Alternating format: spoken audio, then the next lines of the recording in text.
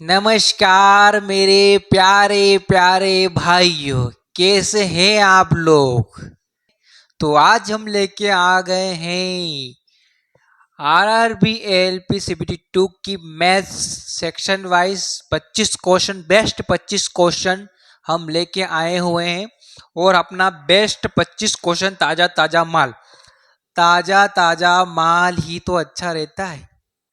ताजा ताजा माल को जल्दी यूज कर लो तो अच्छा है, बाद में यूज करोगे तो खराब हो जाएगा। इसी तरह से आपको मैं ही बता रहा हूं कि ताजा ताजा जो सवाल आए हैं उसको हम आगे सोल्यूशन कर लेते हैं, उनको भी सोल्व करके देख लेते हैं कि हमें क्वेश्चन बनते भी हैं या बनते भी हैं या हमसे नहीं बनते। तो हम आज आपके सामने ताजा ताजा माल कंटेंट लेके आए हैं। अपडेटेड कंटेंट है, लेटेस्ट अपडेटेड माल है, कंटेंट है। तो हम आपको YouTube में कल ही इसके आंसर की आई और हम यहाँ पे इसके क्वेश्चन लेकर उपस्थित हो गए हैं। तो YouTube में आपको किसी ने नहीं करवाया होगा अभी तक आरएलपी एएलपी सीबीटी 2 का maths section wise best question आए हुए हैं। बहुत बेहतरीन तरह से पढ़ेंगे हम, स्मार्ट अप्रोच के साथ में कैसे क्वेश्चनों को उड़ाते हैं अपन। तो चलिए दोस्त, ज्यादा समय नहीं लेते हैं और क्लास को हम स्टार्ट करते हैं। तो चलिए मेरे दोस्त, हमारा पहला क्वेश्चन आ चुका है। पहला क्वेश्चन क्या है हमारे पास, यदि एक स्कूटर 25 किलोमीटर प्रति घंटे की नियत चाल से यात्रा करता है तो वह 4 घंटे में कितनी दूरी तय करेगा। क्वेश्चन क्या कह रहा है, स्कूटर है जो 25 किलोमीटर प्रति घंटे की नियत से उस यात्रा कर रहा है उसकी चाल से, और 4 घंटे में वो दूरी कितनी तरेगा। होता है दूरी का सूत्र क्या होता है मेरे भाई, दूरी का सूत्र होता है बराबर 4 इंटू समय होता है हमारे पास। ठीक है भाई, तो हमें पूछा क्या है मेरे भाई, समय दूरी पूछा है। तो हमें जो जो वैल्यू दे रखी है उसको हम पुटिंग करेंगे। दूरी पूछा है, बराबर कर देंगे। चाल हमारे पास क्या दे रखी है स्कूटर की, 25 किलोमीटर पर घंटे प्रति घंटे से, और समय क्या दे रखा है हमारे पास, 4 घंटे दे रखा है। कुछ नहीं करना मेरे दोस्त, 25 में 4 का गुणा करेंगे तो 100 किलोमीटर हमारा आंसर आ जाएगा। Option number B. कोनो दिक्कत नहीं, क्या है, प्रति घंटे का आपने कोई चाल दे दी, समय दे दिया, दूरी निकालने में कोई दिक्कत हुई आपको, कोनो दिक्कत हुई दूरी निकालने में मेरे भाई। चलो हम आगे बढ़ते हैं और नेक्स्ट क्वेश्चन करते हैं। सेकंड क्वेश्चन हमारा क्या है, एक ठोस लंबवर्ती बेलन के आधार की परिधि 88 सेंटीमीटर है, उसकी ऊंचाई 150 सेंटीमीटर है, बेलन का आयतन कितना होगा। ठीक है, पाई का मान हमें 22/7 का उपयोग करना है, यह अपने को क्वेश्चन में बोला है। मगर मेरे को साफ साफ दिख रहा है आंसर। कैसे दिख रहा है मुझे आंसर साफ साफ, क्योंकि ये 88 दे रखी है, मतलब यह अपना आंसर होने वाला है वो 11 से कटना चाहिए। तो हमें ऑप्शन चेक कर लेते हैं, इसका चेक कर लेते तो ये हो जाएगा 13 और -2 करेंगे तो हमारा 11 आ गया। तो हमारा ऑप्शन नंबर ए होने वाला है आंसर। क्यों होने वाला है, क्योंकि 11 से कटेंगे। आप जो भी आपके अगर क्षेत्रमति पढ़ते हो, आप क्षेत्रमति को आप पढ़ेंगे तो जो बेलन के जो सवाल रहते हैं वो हमेशा 11 से विभाज्य होते हैं 11 से। तो हमें एग्जाम में क्या करना चाहिए, विभाज्य का नियम है उसको चेक कर लेना चाहिए, जिससे हमारा जल्दी आंसर हो जाए। इस तरह से हम आगे बढ़ते हो, नेक्स्ट क्वेश्चन करते हैं मेरे भाई। हमारा अगला क्वेश्चन है, अगला क्वेश्चन क्या है, एक शंक्राकार तंबू के आधार की त्रिज्या 14 सेंटीमीटर है, ऊंचाई 48 मीटर है, यह कितनी घन मीटर वायु धारण कर सकता है। हमें 22/7 का पाई का मान का उपयोग करना है। मैंने आपको पहले ही बताया कि आप अगर क्षेत्रमति चैप्टर पढ़ते हैं तो हमें 11 का मल्टीपल देख लेना चाहिए, क्योंकि ऑप्शन में मिल ही जाता है ना कहीं, तो हमारा आंसर हो जाएगा, क्योंकि हमें सोल्व करने की जरूरत ही नहीं पड़ेगी। तो हम ऑप्शन का चेक करते हैं।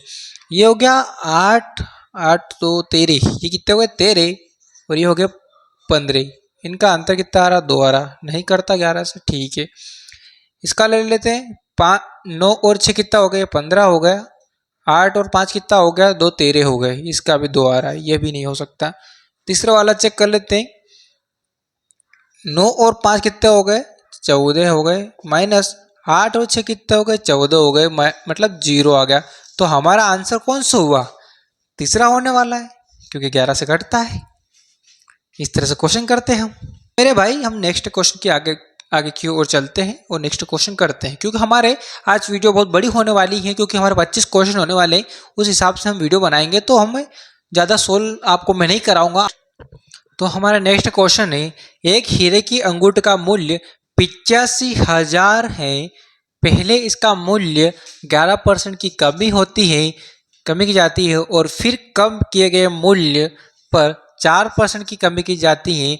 दोनों छूट के बाद क्या है, दोनों छूट के बाद अंगूठी का अंकित मूल्य ज्ञात करना है। हमें अंकित मूल्य ज्ञात करना है, कुछ भी नहीं करना मेरे दोस्त। हमें क्या करना है, जो 85,000 है इसको यहाँ पे लिखना है। फिर हमें देखना है कि कितने की कमी हो रही है। पहले पे हमें 11% की कमी हो रही है, तो मतलब हमारा 89 आ जाएगा इंटू 100 बटे में 100 आ जाएगा। ठीक है, फिर देखेंगे कि फिर 4% की कमी हो रही है, मतलब 100 में से 4 गया तो 96 होएगा। ठीक है, और बटे में आ जाएगा हमारा 100 आ जाएगा। अब जितना कुछ हो सके आप काटापीटी कर सकते हो। जैसे 2 जीरो से 2 जीरो हम काट देंगे, 1 जीरो से 1 जीरो यह काट देंगे हम। फिर 5 से काट सकते हैं हम, 5 से काटेंगे कि 5 एकम 5 बचा 3, 5 सत्तर 35, 17 आ गया। ये कट जाएगा 5 दूनी 10। फिर 2 से ये कट जाएगा हमारे पास 4, एक बचेगा 48 हो जाएगा। तो हमारा 17 इंटू 89 इंटू 48 इनका हम गुणा करेंगे तो हमारा आंसर आएगा 72,604 हमारा आंसर आएगा। देखिए मेरे भाई क्वेश्चन क्या है, 8 संख्या का औसत 45 है यदि एक संख्या 8 संख्याओं का औसत 45 है यदि एक संख्या 59 को हटा दिया जाए तो नया औसत कितना होगा। मतलब क्वेश्चन आपको घुमाया हुआ है। उसने 59 को तो हटाने का बोला ही बोला है, 59 को, मगर एक संख्या को भी हटाने का बोला उसने, ठीक है ना। तो उस जो संख्या हटेगी उसका औसत कितना होगा ये कह रहा है। तो हमें 8 संख्याओं का हमें 45 दे रखा है, तो कितना हो जाएगा, 8 पर 40 बचेगा 4 और 8 पर 32, 32 और 4 36, कुल मिला के हमारा औसत हो रहा है 360 हो रहा है। यदि एक संख्या 59 को हटा दे, 59 को हम हटा देंगे इसमें से, तो कितना बचेगा मेरे दोस्त, कितना बचेगा, 10 में से 1 बचेगा और 35 में से 5 गए तो हमारा बचेगा 301। अब हमें बोला था कि नया औसत कितना होगा, क्योंकि हमारी 8 संख्या थी तो एक संख्या को हटा देंगे तो हमारा जो औसत बनेगा नया वो 7 से हम काटेंगे, 7 से काटेगा 4 बार, बचा 2 और 21 3 बार होता है। तो हमारा आंसर होगा 43, ऑप्शन नंबर बी में। इस तरह से क्वेश्चन हमने सोल्व किया। क्वेश्चन क्या है, 8 संख्या का औसत हमने टोटल निकाला, यदि एक संख्या 59 को हटा दिया जाए तो नया औसत कितना होगा। उसमें क्या है, जैसे हम आपको 59 का ही बोला, उसने क्या बोला, 59 का ही हटाने का बोला। तो ये ऐसा नहीं है, 59 का बोला है उसने, पर एक संख्या को भी हटाने का बोला उसने। क्योंकि यदि एक संख्या यहाँ पे पकड़ो, कुछ यहाँ पे आप पकड़ोगे इस पॉइंट को, यदि एक संख्या को हटाएंगे हम तो उसका नया औसत कितना आएगा। हमने एक संख्या घटा दी, 7 आ गया, 7 से भाग दे दिया तो हमारा 43 आंसर आ गया। इस तरह से हमारा छठा क्वेश्चन, यदि एक निश्चित पर 15% की वार्षिक दर से 3 वर्ष में 2700 रुपये साधारण ब्याज के रूप में अर्जित होता है, राशि ज्ञात करना है हमें, मतलब मूलधन याद करना है। तो हमें 15% हमारा भाग लग जाएगा 100 इंटू 3 वर्ष में हमारा 2700 रुपये हो जाता है। कुछ नहीं मेरे दोस्त, काटापीटी करनी है, 3 से जाएगा 2700, सॉरी इसको मैंने क्या लिख दिया है, सॉरी ये है 2700, तो 3 से काटेंगे हमारे पास ये हो जाएगा 900, फिर काटेंगे हम 15 से, तो 15 से जाएगा हमारा 60 में ये इंटू हो जाएगा 100 का, तो हमारे पास 3 जीरो आएगा, ये वाला ऑप्शन 6,000 रुपये हमारा आंसर आ गया, उसकी मूलधन आ गया। इस तरह से हमारा 7 क्वेश्चन है, एक धावक 200 मीटर के एक वृत्ताकार पथ का चक्कर 50 सेकेंड में पूरा करता है तो उसका औसत चाल कीजिए। औसत क्या है, जो टोटल दे रखा है और कितना घुमा है, क्या करना, जैसे 200 मीटर वो घुमा है वर्ताकार और कितने सेकेंड में उसने चक्कर लगाए, 50 सेकेंड में लगाए, 0 से 0 कट जाएगा, 5 से कट गया 4, मतलब हमारा ऑप्शन नंबर ए 4 मीटर पर सेकेंड हमारा आंसर होने वाला है। इस तरह से हम आगे बढ़ते हैं, नेक्स्ट क्वेश्चन करते हैं। नेक्स्ट क्वेश्चन हमारा क्वेश्चन क्या है, 8वां क्वेश्चन होने वाला है। हमारे पास ये वैल्यू दे रखी है तो इसका क्यूब रूट पूछा है हमें, तो इसका सूत्र होता है जो इसका है ना, इस क्या कर देंगे, इसको क्यूब कर देंगे हम, इसका क्यूब कर देंगे और 3a से माइनस कर देंगे, मतलब क्या करेंगे, इसका क्यूब कर लेंगे और माइनस 3a कर देंगे, ये वाला इसका सूत्र होने वाला है। तो हमें कुछ भी नहीं करना है, क्या करना है, 3 का इसके क्यूब क्या होता है, क्यूब होता है 27, 3 का माइनस 3 में हम 3 रखेंगे तो 3 3 9 हो जाएगा, माइनस करेंगे तो हमारा आंसर होएगा 18। कौन सा ऑप्शन नंबर में, ऑप्शन नंबर सी में हमारा आंसर होने वाला है।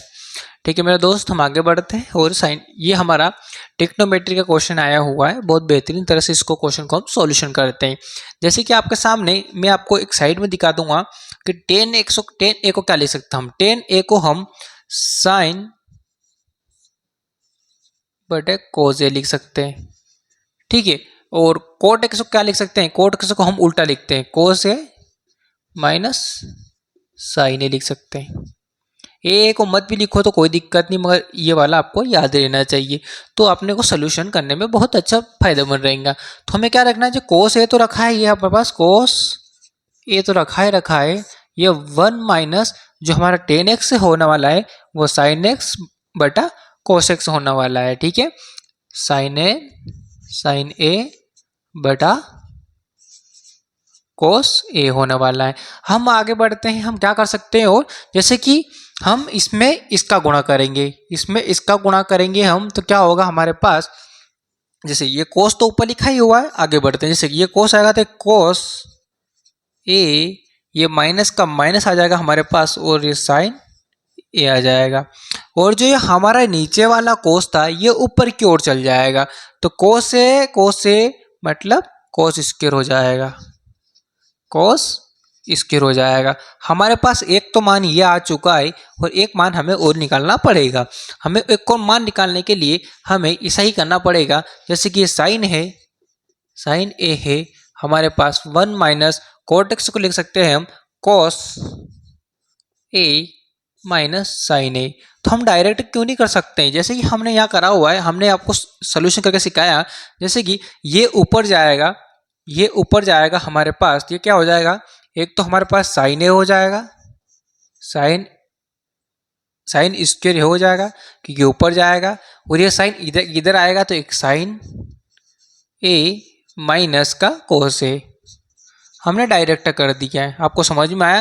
क्या करा मैंने, पहले वाले में क्या करा था, इसका गुणा का इस ऊपर चल जाएगा, एक्स कोस ए स्क्वायर हो जाएगा, और ये यहाँ चल जाएगा तो कोस ए माइनस। इस तरह से हमने यहाँ भी डायरेक्ट ट्रिक लगा ली, क्या लगा ली, जो साइन है उसको अपन ने ऊपर भेज दिया तो ये साइन स्क्वायर ए हो जाएगा और साइन माइनस कोस ए हो जाएगा।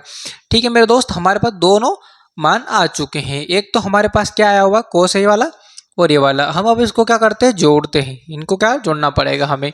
तो हमारे पास स्पेस नहीं है तो हम स्पेस बना लेते हैं, हम इसको हम मिटा देते हैं।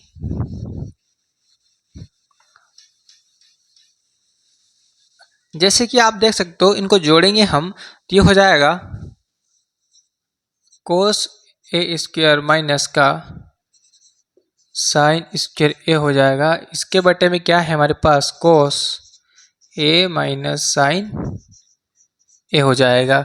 और इसके बटे में क्या है हमारे पास, इसके बटे में आपको दिख रहा है, इसके बटे में हमारे पास हो जाएगा साइन ए माइनस का कोस ए।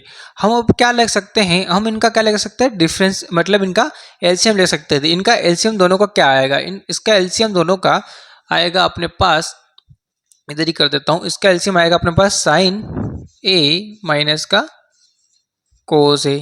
अब ऊपर लगाएंगे हम तो ये हो जाएगा, इसका गुणा करेंगे हम ऊपर वाले में तो ये हो जाएगा हमारे पास, इसका गुणा करेंगे तो हो जाएगा एक कोस एक्स से, तो एक कोस से कट जाएगा तो बचेगा क्या अपने पास कोस ए माइनस साइन ए बच जाएगा। ठीक है, फिर इसमें इसका गुणा करेंगे तो साइन एक्स से कट जाएगा, तो ऊपर क्या बचेगा, साइन ए माइनस का, सॉरी प्लस का आएगा, ये ऊपर करेंगे तो प्लस का आएगा, पूरा आ जाएगा कोस ए। इस तरह से दोनों कट जाएंगे तो हमारा आंसर आ जाएगा sine x plus cos x, answer वाला होने वाला है ऑप्शन नंबर तीसरा, sine x plus cos x. आपको समझ में नहीं आ रहा है तो ये क्वेश्चन ट्रिग्नोमेट्री का होने वाला है, क्योंकि काफ़ी लोगों को समझ में नहीं आता है, जिसने एडवांस पढ़ी है उनको ही समझ में आएगा, है ना। इसका आंसर होने वाला है साइन ए प्लस कोस ए होने वाला है। ठीक है मेरे दोस्त, आगे बढ़ते हैं। इसका माध्यिका ज्ञात करनी है, अपने को माध्यिका ज्ञात करनी है तो हमें उनकी जो वैल्यू, जो नंबरिंग दे रखे हैं उनको हम काउंट करना पड़ेगा। तो काउंट करना पड़ा 1 2 3 4 5 6 7 8 9 10 11 12 13 14 15 15 हमारे पास नंबर दे रखे हैं। तो माध्यिका में क्या होता है कि एक जोड़ना पड़ता है हमें, 15 में एक जोड़ेंगे उसको हाफ कर देंगे तो हमारा हमको पता चल जाएगा कि कौन सी इसकी माध्यिका होने वाली है। तो 15 और एक 16 हो जाएगा हमारे पास, बटा 2 हो जाएगा, 2 से कर जाएगा ये 8 बार। तो हमारा जो आंसर होने वाला है, जो एक 8वां नंबर और एक 9वां नंबर होने वाला है। 8वां नंबर और 9वां, ये तो 2 ये हो गए, 2 4 हो गए, ये 6 हो गए और 8 हो गए। तो मतलब 24वां और 25 को जोड़ेंगे हम, 24 और 25, 24 दूनी 48, 48 से 49 हो जाएगा हमारे पास, और इनको भी हाफ करना पड़ेगा तभी हमारा आंसर होएगा। तो 2 से ये 2 बार कट जाएगा, ये 8 बार और 5 बार। तो हमारा आंसर कौन सा होने वाला है मेरे प्यारे बच्चों, मेरे दोस्त, हमारा आंसर होने वाला है ऑप्शन नंबर डी होने वाला है। ठीक है, इस तरह से हम आगे बढ़ते हैं और ये वाला क्वेश्चन करते हैं। जैसे आपके सामने ये बहुत अच्छा क्वेश्चन दिया था, इसका एलसीएम ज्ञात किया। बहुत जैसे कि 72 और 6 का इनका डिफरेंस देखेंगे तो ये हो जाएगा 72 इंटू 78, और इनका एलसीएम निकाल लेंगे तो ये 6 से पूरा कट जाएगा। तो 6 से काटेंगे हम तो ये हो जाएगा 6 कम 6 और ये हो जाएगा 3 18, 13 दूनी 26 की 2 आ जाएगा। ठीक है, 13 दूनी 26, सॉरी 13 दूनी 26 का 6 आ जाएगा, बचेगा 2 हमारे पास। 13 में 7 का गुणा करेंगे तो 91 आएगा, 91 में हम 2 जोड़ेंगे तो 93 हो जाएगा, और हमारा एक 90 बच्चा, तो 90 का भी हम कर सकते हैं। इनका एसीएफ निकालेंगे तो 18 हो जाएगा। तो हमें इसमें काटापीटी करनी है, जैसे 936 इंटू 90, उसका भाग देंगे 18 का। ये 3 से जाएगा 3 बार, ये 3 से जाएगा 6 बार, फिर 3 एक कम 3 हो जाएगा, ये हो जाएगा 2 बार। फिर हम 2 से ये काट देंगे, 4 बार चल जाएगा, फिर 6 बार चल जाएगा, ये 8 बार चल जाएगा, और हमें ये करना है। तो हमारा आंसर होने वाला है 4680 होने वाला है हमारा आंसर, 4680। सॉरी, तभी तो मैं कोटा आंसर कट क्यों नहीं रहा है, ये 4680 बना, उसको 4680 42 हो जाएगा, तो 4 बच्चे कटता है। जैसे ये 6 का अंतर है हमारे पास, तो 6 से कटना चाहिए, तो कट रहा था। दो 42 और 4 बटे 48 पूरा कट गया, तो 4680 होने वाला है मेरे ऑप्शन में। कोई मैं देखिए मेरे भाई, ये नल टंकी का एक क्वेश्चन आया हुआ है। नल टंकी का क्वेश्चन क्या है, 3 पाइप ए बी सी एक टंकी कॉर्पोरेशन 12 घंटे 18 घंटे 14 घंटे में भर सकता है। तल में रिसाव के कारण भरी हुई टंकी को 36 घंटे में खाली कर सकता है। ठीक है, सभी पाइप एक साथ खोल दिया जाए तो टंकी कितने घंटे में भर जाएगी, हमें ये बताना है। तो 12 और 18 और 24 का हम एलसीएम लेंगे। इनका एलसीएम आएगा 72। ये 72 से ये 6 गुना है, ये 4 गुना है, ये और 3 गुना है। तो हमारी यूनिट कितनी हो रही है मेरे भाई, 6 और 4 कितनी हो रहे, 10 हो रहे, 10 और 3 13 यूनिट हो रही है हमारे पास, यूनिट 13 यूनिट हो रही है। ठीक है, फिर क्या हो रहा है कि जो 36 घंटे में खाली कर सकता है, जो भरी हुई टंकी है, जैसा पूरा एलसीएम 72 था, वो 36 घंटे में खाली करता है। इनको काटेंगे हम तो दो यूनिट ऐसी ही हमारी की जो खाली करती है। तो टोटल हमारी कितनी थी 13 में से हम 2 उठाएंगे तो कितना आएगा हमारे पास 11 का कितना गुना है 72। ठीक है, ये हमें बताना है 11 का कितना गुना है 72। हम काट देंगे, कोई दिक्कत थोड़ी। इसको हम 11 से उड़ाएंगे तो 11 में 66 आ जाएगा, 66 बचेगा तो 4 और 2 बच गए, तो कितने हो गए 8 हो गए। ठीक है मेरे दोस्त, तो ये लगभग आएगा 6.7 आंसर आएगा हमारे पास। टंकी को भरने में हमें 6.7 घंटे में भर जाएगी। ठीक है, फिर एक क्वेश्चन दूसरा है हमारे पास, नाव धारा का क्वेश्चन है। एक नाव नदी में 40 किलोमीटर की दिशा और फिर 40 किलोमीटर धारा की विपरीत दिशा में चलती है। स्थिर जल में नाव की चाल 12 किलोमीटर है और धारा की चाल 4 किलोमीटर है, तो नाव को संपूर्ण दूरी धारा के विपरीत और धारा की दिशा दोनों तय करने में कितना समय लगेगा। हमें समय बताना है, कुछ भी नहीं करना है। इनकी जो डिस्टेंस दे रखी है वो दोनों सेम ही है। तो एक बार जुड़ेगा और एक बार कैसे होगा, कुछ नहीं होगा। जैसे 40 होगा, एक बार जोड़ेंगे 12 + 4 करेंगे और एक बार 40 करेंगे और एक बार 12 - 4 करेंगे, तो ये हो जाएगा हमारे पास 16। कितना होगा, 4 × 16 हो गया। ये 4 × 4, ये 4 से 4 बार, फिर 5 से 2 से कट जाएगा 5 और 2 हो जाएगा 5/2। इसको काटेंगे तो ये हो जाएगा हमारे पास 8, तो 8 से काटेंगे तो ये हो जाएगा 5। तो हम जोड़ देंगे, हम उसको जोड़ देंगे तो इसको और काट सकते हैं, हम इसको कर सकते हैं 2.5 हो जाएगा। 2.5 + 5 को जोड़ेंगे तो हो जाएगा 7.5 हमारा आंसर होने वाला है। 7 में धारा की दिशा दोनों को तय करने में कितना समय लगेगा, दोनों को तय करने में हमको 7.5 लगेगा। इस तरह से आगे बढ़ते हैं, नेक्स्ट क्वेश्चन करेंगे। और जो हमें क्या करना है, इसको सोल्व करेंगे, आगे हम इसको सोल्व करेंगे और फिर इसको सोल्व करेंगे। ठीक है, इन दोनों को सोल्व करेंगे, उसके बाद हम पूरा सोल्व करेंगे। जैसे 16 और 19 और 2 को जोड़ेंगे तो 21 हो जाएगा। 21 में हम जोड़ेंगे 16 के, 21 में 16 तो 27, हमारे पास कितना होगा, 37 हो जाएगा। इनको जोड़ेंगे तो हमारे पास -37 हो जाएगा।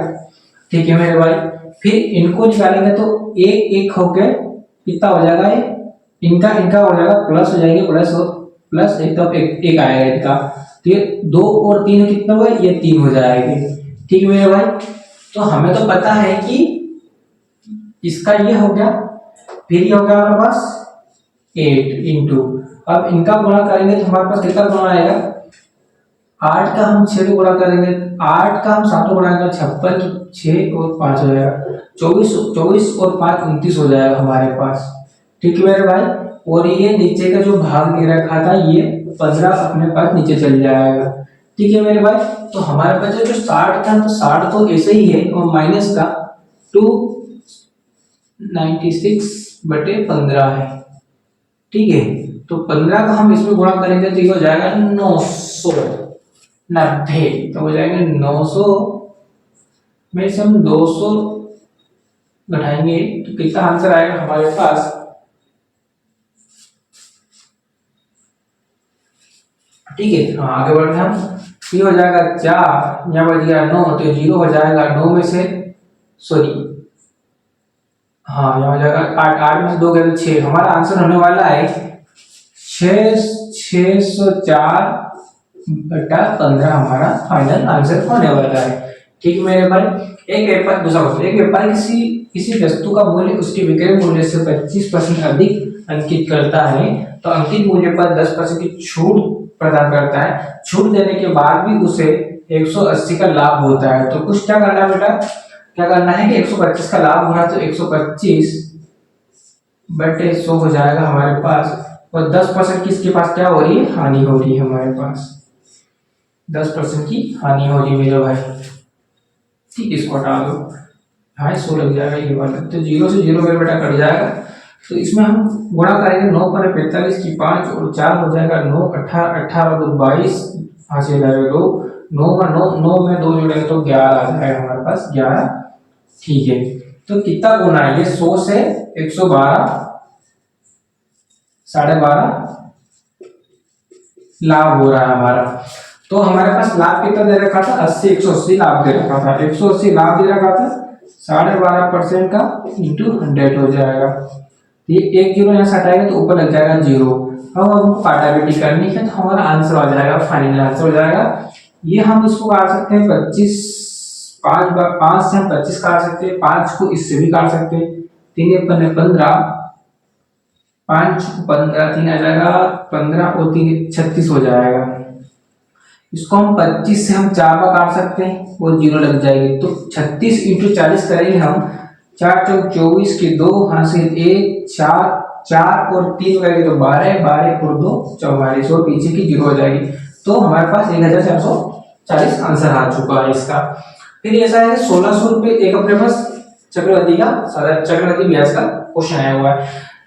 16,000 की धनराशि पर अर्धवार्षिक रूप से संयोजित होने वाले 10% वार्षिक चक्रवृद्धि ब्याज पर कितने वर्षों में 18,522 हो जाएगी। तो हमें आपको बहुत अच्छी तरह से इसकी ट्रिक बताता हूँ, बहुत बेहतरीन तरह से, आपको पूरा सोल्व करने की जरूरत नहीं रहेगा।